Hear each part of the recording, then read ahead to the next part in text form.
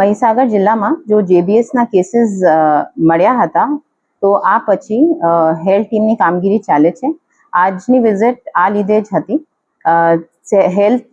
હેલ્થની total 21 teams અહીંયા લુણાવાડામાં કામ કરે છે.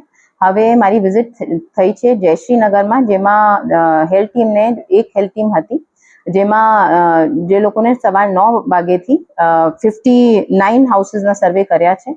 અને જો કોઈ બાળક કે માણસ હાઉસ ટુ હાઉસ થયા છે અને કોઈને પૂછવામાં આવ્યા છે કે કોઈને કઈ બીમારી કે કોઈ સિમ્ટમ્સ છે, તો જો જ્યાં જ્યાં સિમ્ટમ્સ મળે છે ત્યાં ત્યાં એમને હેલ્થ ટીમ ચેક કરે છે અને જો જરૂર પડે હોસ્પિટલમાં પણ મોકલે છે.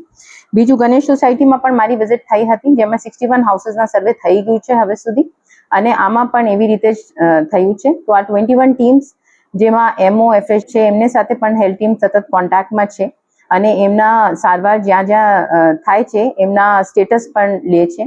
કાલે જો કુમાર છાત્રાલયમાં અમારી હેલ્થ ટીમ ગઈ હતી, જેમાં થોડા 6 બાળકો મળ્યા હતા જેને ઝાડાની તકલીફ હતી, તો એમને તરત જ જનરલ હોસ્પિટલમાં મોકલવામાં આવ્યા છે.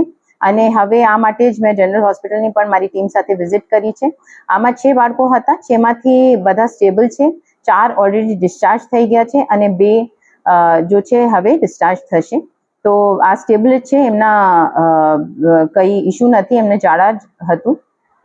તો હવે સિચ્યુએશન કંટ્રોલમાં છે. હેલ્થ ટીમ સતત કામ કરશે. બધા આ સિવાય બધા જેટલા સ્કૂલ્સ છે એમની પણ જ્યાં જ્યાં કેન્ટીન ચાલે છે કે અમારા MDM છે, આંગણવાડી છે, અહીંયા પણ ચેક કરવામાં આવશે, ઇન્સ્પેક્શન થવામાં જશે.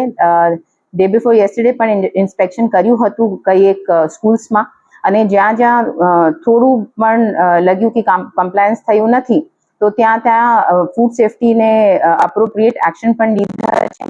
અને હવે જો આ સર્વેમાં છે, કેમ કે વધારે સસ્પેક્ટેડ જો કેસીસ મળ્યા હતા આદર્શ સ્કૂલમાં મળ્યા હતા, તો એમનાથી ફર્સ્ટથી હવે સુધી જેટલા બાળકો એક દિવસ પણ રજા પર હતા, તો આ બાળકોના મેઇન સર્વે થાય છે. અને બીજા સ્કૂલ્સને પણ બોલ્યા છે અને આ ડેટા લેવાનું છે જો બાળક એબસેન્ટ છે.